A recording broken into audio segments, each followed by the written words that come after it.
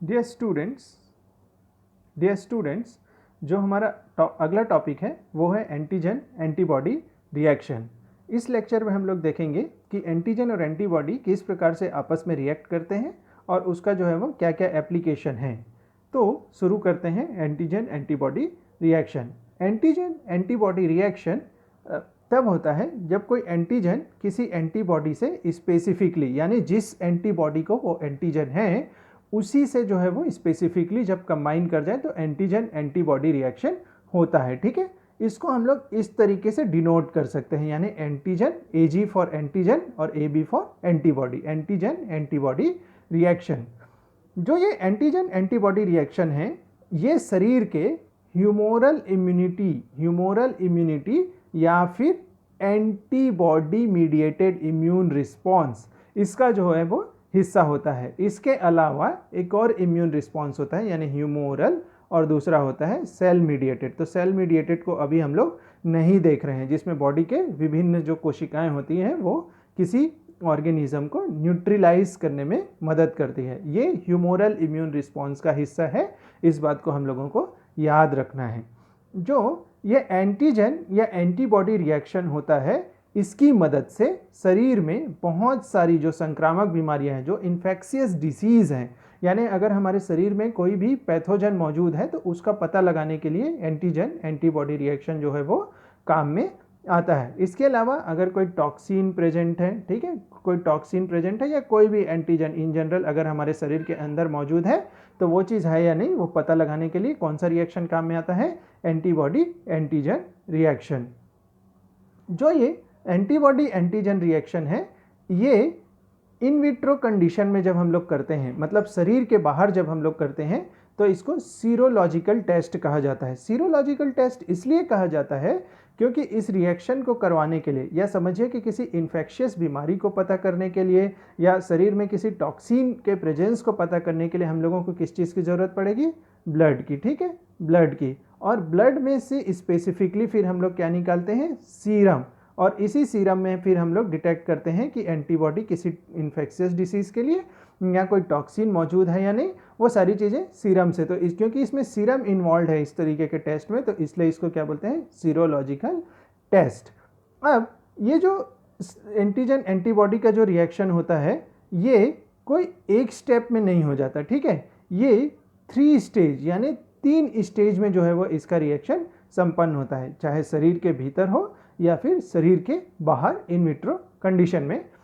आप इस ग्राफ में कंफ्यूजन नहीं कीजिएगा, यहाँ पे इसको आप पहला स्टेज मान लीजिए, इसको दूसरा स्टेज मान लीजिएगा और इसको तीसरा स्टेज मान लीजिएगा। ठीक है, तो पहले स्टेज में क्या होता है, सपोज कि हम लोग बाहर कोई रिएक्शन चालू कर रहे हैं और अभी यहाँ पे कोई भी एंटीबॉडी प्रेजेंट नहीं है। तो जब एंटीबॉडी ही प्रेजेंट नहीं है तो कोई भी एंटीजन और एंटीबॉडी का कोई जो है वो कॉम्प्लेक्स का फॉर्मेशन नहीं हो सकता, कोई रिएक्शन नहीं हो सकता। पहले स्टेज में क्या होता है, जब हम लोग एंटीबॉडी थोड़ा थोड़ा देना चालू करते हैं और क्योंकि वहाँ पे एंटीजन पहले से मौजूद है तो थोड़े थोड़े एंटीजन और एंटीबॉडी क्या होने हैं, बनने चालू होते हैं। यानी किसका फॉर्मेशन होता है, एंटीजन एंटीबॉडी कॉम्प्लेक्स का। पहला स्टेप एंटीजन या एंटीबॉडी कॉम्प्लेक्स का फॉर्मेशन जब एक थ्रेशोल्ड में पहुंच जाता है, यानी एक सफिशिएंट नंबर में, ये बनता गया नंबर बनता गया, जब एक सफिशिएंट नंबर में एंटीजन एंटीबॉडी का कॉम्प्लेक्स बन जाता है तो ये कॉम्प्लेक्स कुछ विजिबल पैटर्न लेता है, या तो प्रेसिपिटेशन के फॉर्म में जो है वह कहीं पे प्रेसिपिटेशन दिखाई दे या एग्लूटिनेशन इस तरीके का कुछ दिखाई दे, जैसे ब्लड टेस्ट करते हैं तो उस वाले लेवल में हम लोगों को या तो प्रेसिपिटेशन या एग्लूटिनेशन की तरह दिखाई देता है। ये कौन सा स्टेज हुआ, सेकेंड स्टेज। और जब इस तरीके की कोई चीज़ बन गई तो इसका मतलब अगर शरीर के अंदर हो रहा है तो उस एंटीजन का क्या हो गया, न्यूट्रलाइजेशन, यानी वो एंटीजन अब हमारे लिए घातक नहीं रहा। या फिर अगर इन विट्रो में कह रहे हैं तो उस एंटीजन को हम लोगों ने क्या कर दिया, मार दिया, या उस एंटीजन की संरचना को हम लोगों ने खत्म कर दिया, कुछ इस तरीके की चीज़, या फिर वॉश ऑफ कर देते हैं। एक बार हम लोग टेस्ट कर लिए उसके बाद सारी चीज़ों को धो दिया, तो इसलिए आखिरी स्टेप में तो उसको जो है हम लोग पूरा धो ही देते हैं, या शरीर में है तो न्यूट्रलाइज हो जाता है। ठीक है, उसके बाद इसके कुछ सैलिएंट फीचर्स हैं, जो एंटीजन और एंटीबॉडी रिएक्शन है इसके कुछ सैलिएंट फीचर हैं, जैसे ये स्पेसिफिक है। ठीक, यानी जिस एंटीजन के लिए जो एंटीबॉडी है, ठीक है, अगर इस एंटीजन और इसके लिए ये एंटीबॉडी है, तो सिर्फ इसी से बाइंड करेगा, किसी दूसरे से, यानी ये वाले एंटीजन से जो है वो इसकी बाइंडिंग नहीं हो सकती। ठीक, सिर्फ यही दो जो है वो आपस में बाइंड कर पाएंगे। तो जो जिसका एंटीजन है उसी से एंटीबॉडी बाइंड करेगी। ये बहुत ही क्या है, एक तरीके का स्पेसिफिक रिएक्शन है। ठीक है, स्पेसिफिक रिएक्शन है। उसके बाद इसमें हम लोगों ने अभी जस्ट देखा है कि क्या होगा, एंटीजन और एंटीबॉडी मिलके क्या बनाएंगे, इम्यून कॉम्प्लेक्स का फॉर्मेशन करेंगे। इस तरीके के इम्यून कॉम्प्लेक्स का फॉर्मेशन करेंगे, आगे और भी देखेंगे। ठीक है, उसके बाद बाइंडिंग साइट ऑफ एंटीजन और एंटीबॉडी रिएक्शन होगा, मतलब किसी एंटीजन के हर एक जगह पे नहीं, किसी एक जगह पे, यहाँ पे, यहाँ पे, यहाँ पे, हर मतलब इस एंटीजन में पूरा पूरा नहीं, किसी विशेष जगह पे ही जाके एंटीबॉडी बाइंड करता है। ठीक, तो पहला स्पेसिफिक होना चाहिए, उसके बाद पहला जो है वो ये एंटीजन, इसमें जो है एंटीबॉडी स्पेसिफिक हो गया। ठीक है, उसके बाद इन दोनों के बीच में कॉम्प्लेक्स बन गया। ठीक है, उसके बाद इनका जो है ये वाला बाइंडिंग साइट है। और चौथी चीज़ जो इंपॉर्टेंट होगी वो कि कितना टाइट ये लोग बाइंड किए हैं, मतलब बाइंडिंग फोर्स कौन कौन से हैं, किस किस बल की मदद से इसमें जो है वो बाइंडिंग हुई है। आगे देखेंगे कौन कौन से फोर्स जो है वो इसमें, या बॉन्डिंग कौन कौन सी जो है इसमें काम में आती है। ठीक है, अब specificity of antigen antibody reaction. ठीक है, तो एक इंडिविजुअल एंटीबॉडी, ठीक है, कि जो कंबाइनिंग साइट है या बाइंडिंग साइट है, हम लोगों ने देखा हुआ है, ये अगर हम लोगों का एंटीबॉडी था ये तो ये वाला जो है वो बाइंडिंग साइट होता था।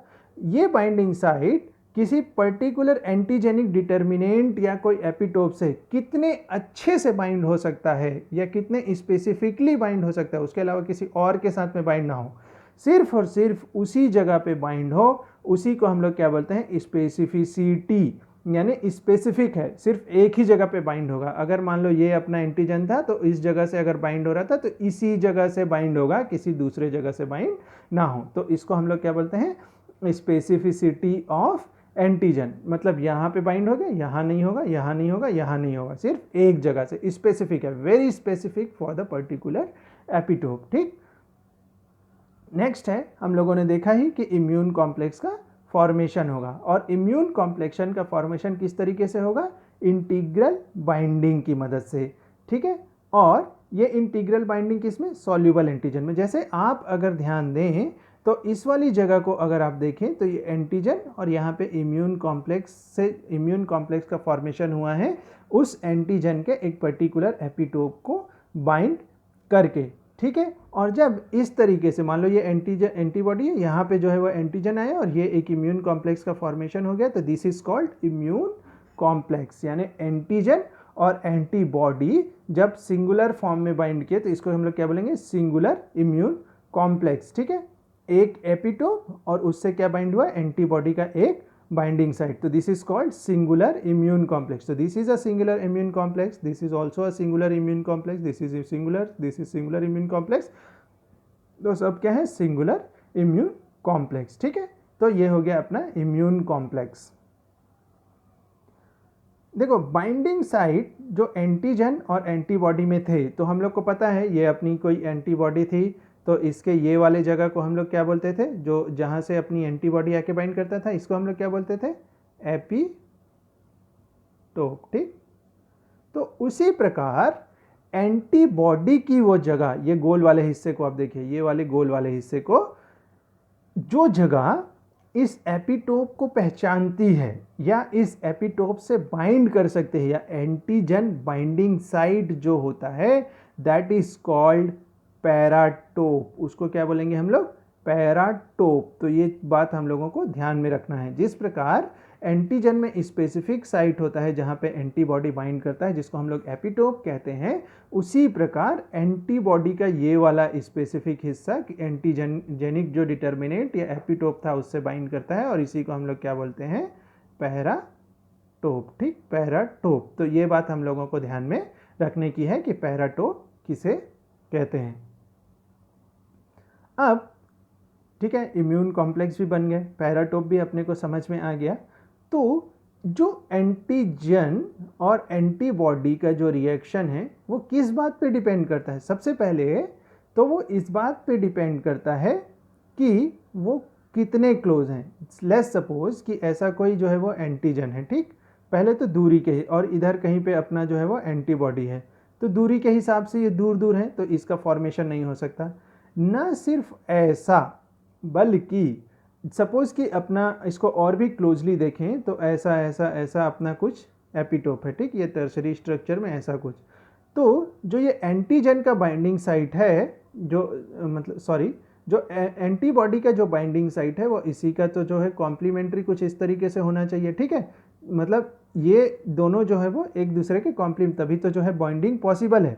अगर यहाँ से ये सीधा हो जाए इस तरीके से, ठीक, सीधा, तो बाइंडिंग उतने जो है वो पॉसिबल नहीं है। यानी क्लोजनेस किसमें, ना सिर्फ वो दोनों आपस में क्लोज हो बल्कि उसकी संरचनात्मक क्लोजनेस की भी बात हो रही है कि जैसा उसका शेप हो उसके हिसाब से उसमें जो है वो क्लोजनेस अपने को दिखनी चाहिए। मान लो एक दूसरे एग्जांपल से, ये वाला अगर एपिटोप है तो इस तरीके से क्लोज होना चाहिए, जो एंटीबॉडी का जो बाइंडिंग साइट है, ये जो पैराटोप वाला जो साइट है वो इस तरीके एक दूसरे के कॉम्प्लीमेंट्री होने चाहिए, तभी तो उनकी बाइंडिंग, ये वाला मॉलिक्यूल इसके क्लोज आएगा, ये मॉलिक्यूल इसके क्लोज, यहाँ पर के मॉलिक्यूल आपस में क्लोज, यहाँ मॉलिक्यूल आपस में क्लोज, ये क्लोजनेस की बात हो रही है। उसके बाद इनके बीच जब ये क्लोज आ गए, अभी आगे वाले उसमें देखेंगे उनके बीच में कौन कौन से बॉन्ड होते हैं, वो भी बहुत इंपॉर्टेंट होते हैं। और आखिरी चीज़ है एफिनिटी ऑफ एंटीबॉडी, ये भी आगे के स्लाइड्स में देखेंगे, ठीक है।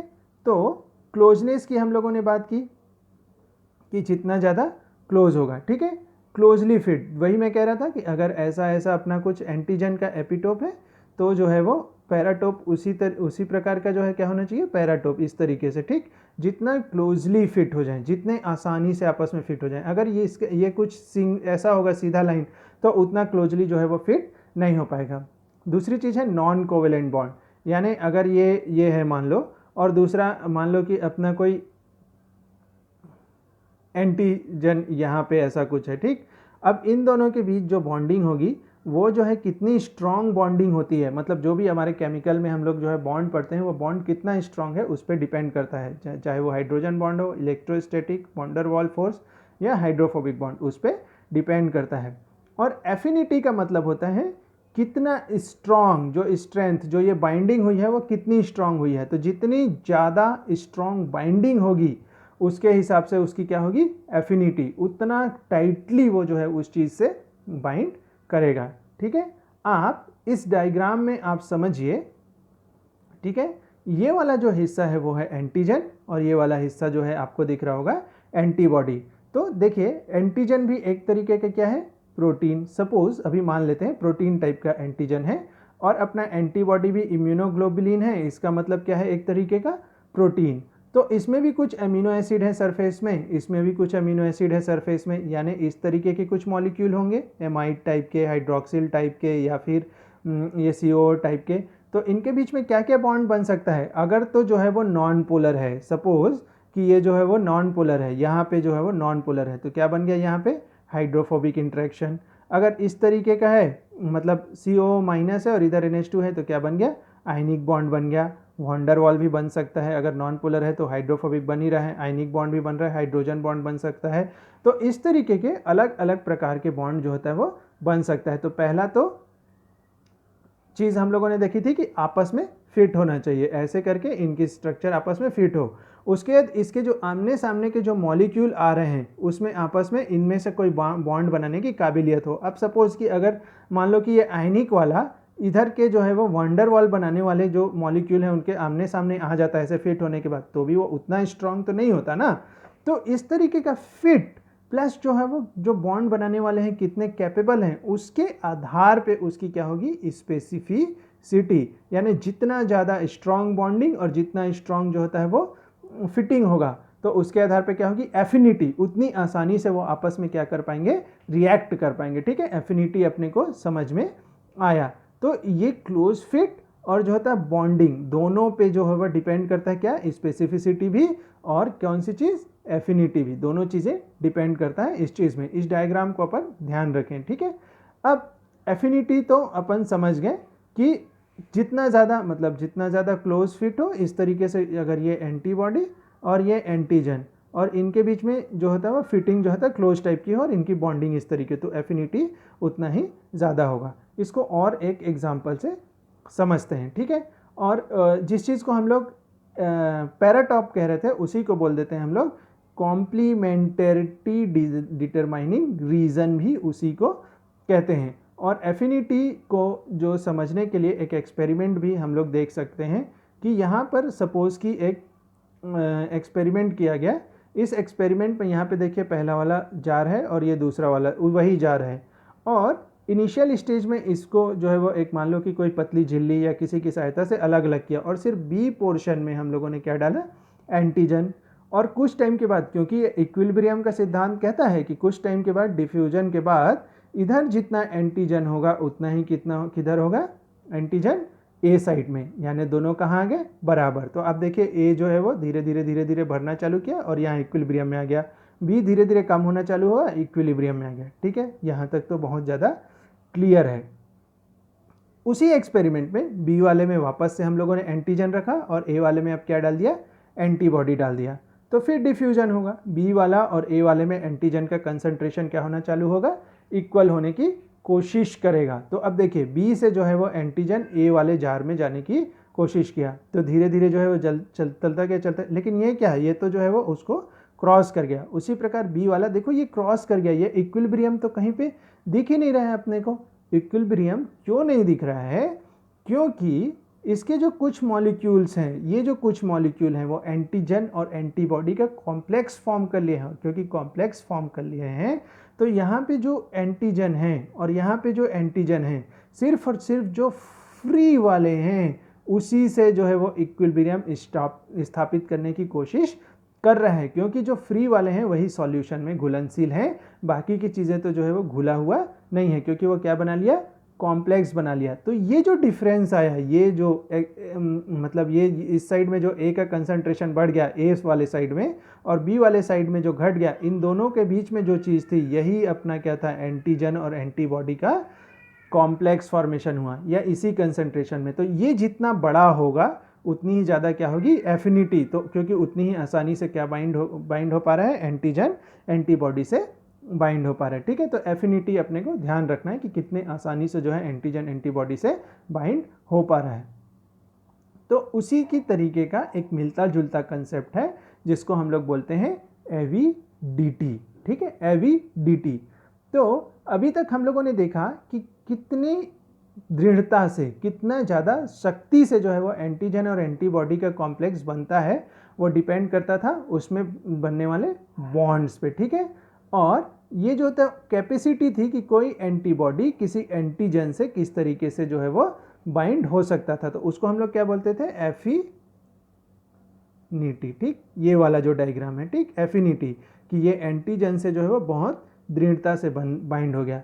लेकिन आप इस बात को समझिए कि अगर ये कोई एंटीजन है, ठीक, ये कोई एंटीजन है, इसमें 4 बाइंडिंग साइट थे, 4 जो होता है वो मतलब 1 2 3 4 जो है वो एंटीबॉडी के बाइंडिंग साइट है। लेकिन क्योंकि हमारे एंटीबॉडी में 2 ही बाइंड करने के लिए जो थे तो जो है वो 2 जगहों पे ही बाइंड कर पाएगा।